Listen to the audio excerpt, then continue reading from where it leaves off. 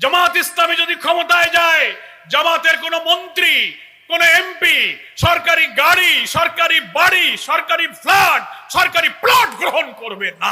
আমি বাংলাদেশের সব রাজনৈতিক দলের নেতাদের চ্যালেঞ্জ দিলাম, একটি দুর্নীতি মুক্ত সমাজ রাষ্ট্র গঠনের এরকম একটা জীবনব্যাপী দৃঢ় অঙ্গীকার যদি সাহস থাকে, কোন দলের নেতা আপনারা অঙ্গীকার করেন যে ক্ষমতায় গেলে বাড়ি, গাড়ি, প্লট সরকারি সুবিধা নেবেন না। আমাদের উপরে রাষ্ট্রের দায়িত্ব আসলে ইউনিভার্সিটি, স্কুল, কলেজের ছেলেরা পাশ করে বেরোবে, মাদ্রাসার ছেলেরা সার্টিফিকেট নিয়ে বেরোবে এক হাতে, আর এক হাতে আমরা তাদেরকে চাকরি দেব, চাকরির ব্যবস্থা করব। চাকরি দিতে যদি না পারি তো বেকারদেরকে আমরা বেকার ভাতা দেবো ইনশাআল্লাহ। উৎপাদনমুখী কারিগরি শিক্ষা আমরা চালু করব। আমরা ফ্রিল্যান্সিং এর মাধ্যমে দেশে বসে শিক্ষিত, কম্পিউটার শিক্ষায় শিক্ষিত, স্বল্প শিক্ষিত বেকার যুবকদেরকে নানান বিদেশি প্রতিষ্ঠান এবং সংস্থার সাথে আয় করে ফ্রিল্যান্সিং এর ব্যবস্থার জন্য আমরা এখানে উদ্যোগ গ্রহণ করব। বাংলাদেশের 12 কোটি ভোটারের প্রায় 4 কোটি যুবক নতুন ভোটার এইবার ভোট দেবে ইনশাআল্লাহ।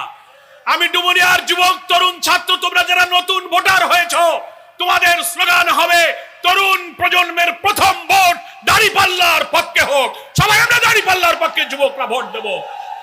পাড়ায় পাড়ায় ভোট কেন্দ্রে সকাল বিকাল দলে দলে আমরা দাঁড়িপাল্লার পক্ষে ভোট চাইবো।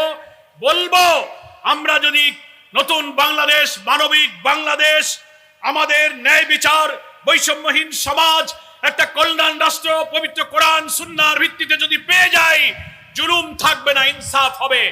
ইসলামী দল, রাজনৈতিক দল, আলেম ওলামা, পীর, মাশায়েখ, স্কলার এখন ঐক্যবদ্ধ হচ্ছে।